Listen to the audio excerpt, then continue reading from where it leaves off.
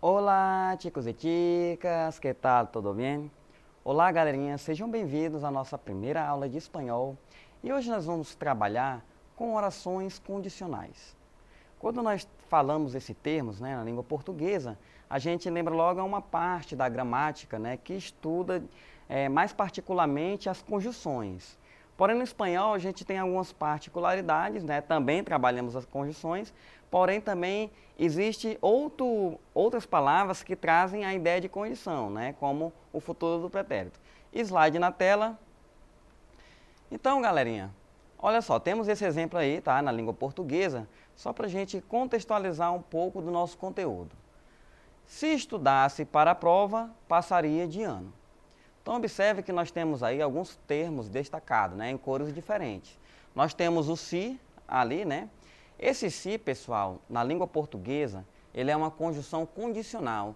Ou seja, sempre que a gente vê ele, né, ele traz uma ideia de condição, né, trazendo logo também a subordinação. Então, ele vai sempre iniciar uma oração subordinada com a ideia de condição, né? Isso na língua portuguesa. Então, observe, se estudasse para a prova, passaria de ano. Então, o passar de ano, né, esse verbo aí no português que está no futuro, é o quê? É uma condição, né? Na verdade, ele é a conclusão de você estudar. Ou seja, se estudar, passa. Se não estudar, não passa. Então, o se traz essa ideia. Então, na língua portuguesa, nós temos aí o se, que é uma conjunção condicional. Já falei anteriormente. E nós temos também ali, né, o verbo do futuro. No português, nós chamamos esse verbo aí de futuro do pretérito, né? Que é o futuro do passado, né? Agora, na língua espanhola, como é que ficaria isso, né? Nós temos outra denominação para esse verbo aí. A conjunção condicional, se ela é da mesma maneira na língua espanhola, tá? Porém, o verbo aí, galerinha, né, o passaria, no espanhol, ele não é chamado de futuro do pretérito. Ele é chamado de condicional simples, né, que é o condicional simples, tá? Continuando aqui, observem aí, né, no slide. Nós temos três tipos de orações condicionais, né? Reales, né? Las pouco prováveis e las impossíveis, ou seja, real, pouco provável e impossível, né? Quando é que é uma condição real? Geralmente, galera, quando nós temos uma condição e uma consequência, né? Observem aí o exemplo, ó. Se tenho dinheiro, iré de vacaciones. Ou seja, nós temos a condição de ter dinheiro e a consequência que é o quê? Ir de férias, né? Ou seja, se eu tiver dinheiro, eu viajo de férias. Se não tiver, eu vou ficar em casa mesmo assistindo Netflix, né? Então, observe ali também as poucos prováveis, ou seja, as que são pouco prováveis, né? Se tuviera dinheiro, iria de vacaciones. Ou seja, se tivesse dinheiro, né, iria de férias, né? Eu iria para as férias. Ou seja, nós já temos aí uma condição que ela está se afastando um pouco mais da anterior, né? Ela já indica uma probabilidade, mas é muito pequena, né? É uma chance muito remota, tá? E no terceiro caso ali, as impossíveis, né? Como o próprio nome já diz, são as impossíveis. Olha só o exemplo. Se hubiera tenido dinheiro, habría ido de vacaciones. Ou seja, se eu tivesse, né, dinheiro, teria ido, né? Então, observe que a construção desse verbo, na língua espanhola, ele se faz o quê? Em forma de perífrase. O que é a perífrase? É a junção de um verbo principal com um verbo auxiliar, tá? Da mesma forma no português, quando nós temos uma locução verbal, né? A gente pega um verbo principal e um verbo auxiliar, tá? Então, observem aí que, aí nesse caso, já é uma causa quase impossível, tá? Continuando aqui, galerinha, só para a gente contextualizar também um pouco da ideia, né? Porque às vezes aluno, professor, eu não sei o que é essa condicional, de onde ela faz parte, né? Tem como se eu colocar aí, eu coloquei um mapa aqui conceitual para espécie de uma árvore genealógica, né? De onde vem as condicionais, né? Então nós temos ali, ó, dentro das conjunções, né, como eu disse anteriormente, a condicional pode ser uma conjunção. Então nós temos as coordenantes e as subordinantes, né? Que no português é as coordenadas e a subordinada. Então nós temos esses dois tipos de classificação aí de conjunção, né? Dentro das coordenadas, professor, não sei o que é coordenada e o que é subordinada. Galera, coordenada é uma oração independente, né? Ela não depende da outra para dar continuidade ou para ter sentido. Ou seja, ela por si só já tem o seu sentido completo. Já a condicional, né, a subordinada, como o próprio nome já diz, ela depende, né, ela se subordina a uma oração anterior. Então ela precisa da oração que vem antes dela, né, para dar continuidade no seu sentido, né, na sua significância, na sua parte semântica, tá? Então nas coordenantes, né, que são as coordenadas, nós temos as adversativas, que são as adversativas, que é o pero, mas, sin embargo. Esse pero, galera, tem o valor do porém do português, tá? O mas tem o valor do mas do português e o sin embargo tem o valor do no entanto do português, tá? Aí nós temos as copulativas, que em português chamamos de aditivas, né? Que é lá ye, ni e que. No português é o que? Simplesmente a letra e, né? Que dá essa ideia de adição, tá? Aí nós temos as distributivas, né?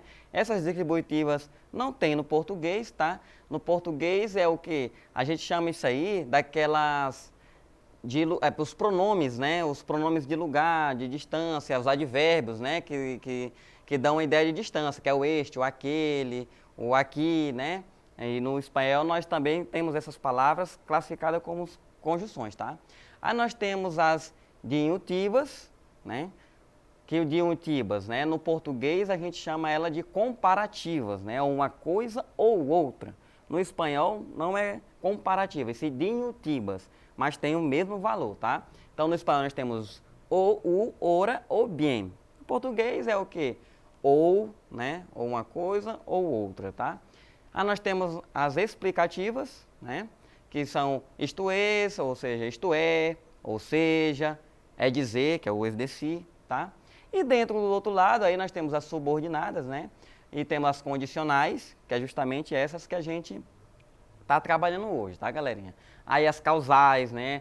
As de consequência, as concessivas, as finais, né? Finales, comparativas, modales, que de modo, né? Modales é de modo, de tempo e de lugar, tá? E aí, essa que nós estamos mais trabalhando hoje, que são as condicionais, tá? Aqui, um exemplo. Observe essa tirinha da Mafalda, né? Tienes que tomarla, o que não toma a sopa não cresce nunca, né? Ou seja, Mafalda, você tem que tomar sopa. Quem não toma sopa não cresce nunca. E se quedam sempre ninitos e nunca chegam a ser grandes. Ou seja, ficam sempre pequenininho, nunca cresce, né? Vai ficar pequenininho. Aí ela reflete e diz, que tranquilidade reinaria hoje nesse mundo se Mac não hubiera tomado a sopa. Então observem ali, né? Ela disse, que tranquilidade se Max, né, não tivesse tomado a sopa. Aí, para você entender um pouco da tirinha, tem que contextualizar a importância de Max, né? Todas as revoluções aí que ele causou. Mas observe ali a conjunção se, né? Ou seja, se ele não tivesse tomado a sopa, nós teríamos um mundo de paz, né? Então esse se traz a ideia o quê? De condição, tá? E aí observe, né? A equipe de futebol, para ganhar o partido, se chega treinando tão duro para conseguirlo. Ou seja, a equipe de futebol, né, vai ganhar a partida se conseguir treinando duro, né? Ou seja, treinando constantemente. Então, o se aí também trazendo a ideia de condição. Julias, cuidaria mi hijo hoje? Observe o verbo, né? Cuidarias. Essa cuidarias, futuro do pretérito no português, condicional no espanhol, tá, galerinha? Traz a ideia o quê?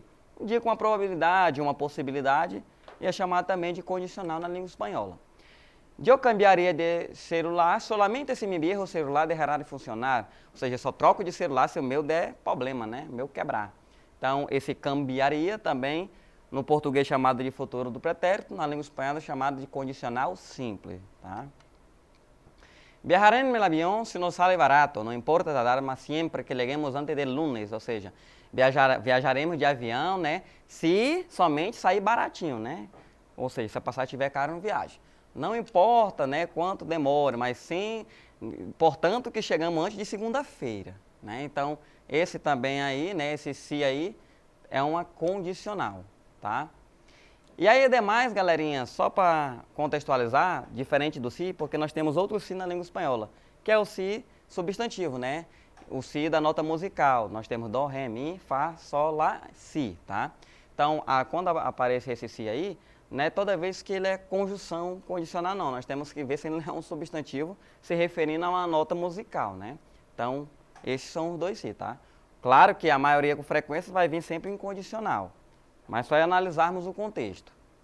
Temos aí as nossas pequenas atividades, tá? Vamos aqui, galera. Vamos relacionar aí a segunda coluna de acordo com a primeira. Então, na frase 1 ali temos: si lo llegas a ver. Se não llegas a ver o quê, né? Se não llegas a ver, te daram patatos. Ou seja, eu só vou chegar a ver, né? Se meu óculos estiver funcionando bem, tá? Aqui, se llega a venir Juan, se habría enfadado muchísimo, né? Ou seja, se Juan chegasse a vir, ele ia chegar o quê? Cansado, né? Enfadado, tá, galerinha? 3, se não lo veo, ou seja, se eu não o vejo, não lo creio, ou seja, se eu não ver, eu não acredito, né? O famoso tomé aí, se eu não ver, eu não acredito. Ou seja, o si trazendo a ideia de condição. Se llego a dar minha opinião nessa reunião, me abriam echado imediatamente, ou seja, se eu tivesse dado a minha opinião na reunião, né, eles iam me tirar, me expulsar imediatamente. E na 5 aqui, na última, se le to digo, né, tem o quê? No te lo creo, ou seja, se eu não te digo, você não acredita, né? É quase parecida com a anterior. Aqui, galerinha, chegamos ao final de mais uma aula. Não esqueçam sempre de acessar o portal Eduque, né? Conferir os nossos vídeos, aprimorar o nosso conhecimento, que é muito importante, né? Principalmente relacionado a essa parte da gramática, que é uma parte que se faz necessária para a gente entender vários conteúdos, galera. Lembrando que conjunção é um conteúdo também muito cobrado aí, né? Mais na frente no Enem, tá? No Exame Nacional do Ensino Médio. Também serve de base para você aprender a montar a estrutura de redação, tá, galera? Ah, professor, tem importância para redação, conjunção? Tem sim, né? Aqueles termos que dão a ideia de introdução, desenvolvimento e conclusão são conjunções. Então, se faz necessário para a gente também desenvolvermos melhor um texto, galerinha. Fiquem com Deus. Tchau, tchau.